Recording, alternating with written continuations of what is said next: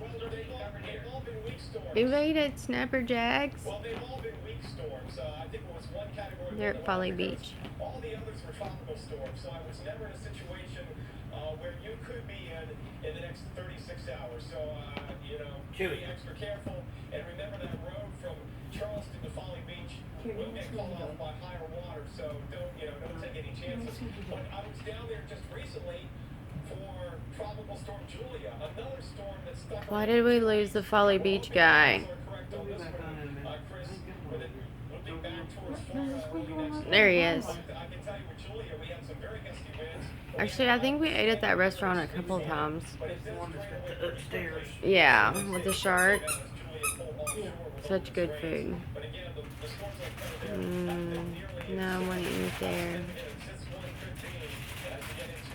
Why are people down there by the beach anyways? And Mike, that really is the sentiment around here that I've been talking to locals and law enforcement, is that it is a big unknown right now. So everybody is monitoring the forecast very closely, monitoring what's going on in Florida with how this storm is behaving. And with the storm surge still, the forecast 4 to 6 feet, but, depending on the track where it goes, that could be more. Hoping it could be less, but it could still be more. So here in Folly Beach, there's signs that people are taking it very seriously. And a couple of the threats here, as you look here at Snapper Jacks, completely boarded up, but also notice at the base of those boards, you have the sandbags. So that's another reminder that water is a big concern. Here at Folly Beach, we're about a little less than 10 miles from Charleston. So water is going to be one of the biggest threats with that. It's a very mellow, laid-back community, but people are on a heightened alert.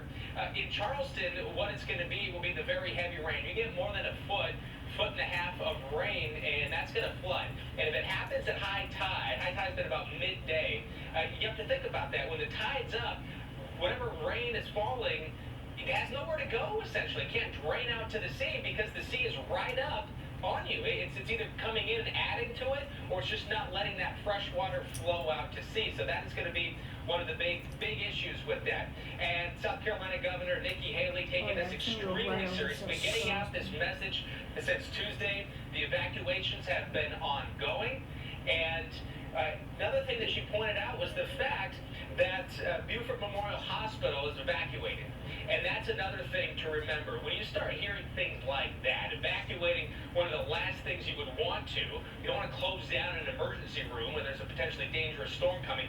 That is some serious stuff. So that's something that should add to your decision making. If you're still hanging around thinking, oh, we're going to ride it out, probably not the best bet. Go away for a couple of days, and you're not going to have power anyways. So, Mike, evacuation still is the word, and we're keeping in close contact with police law enforcement here on Folly Beach, keeping an eye on what they are doing. And I guess we're going to go to Juno Beach right now. Is that right? Coming back to me, Chris, in 4 years, and we'll check back with you. Okay, Mike. And we'll check back to you, Chris. Chris, you'll be there through the duration. Next couple of days, going to be real tough there. Certainly later tomorrow and Saturday, you can see the cone now. This is the latest from the National Hurricane Center. As of 5, we'll get an updated track and cone as we get into the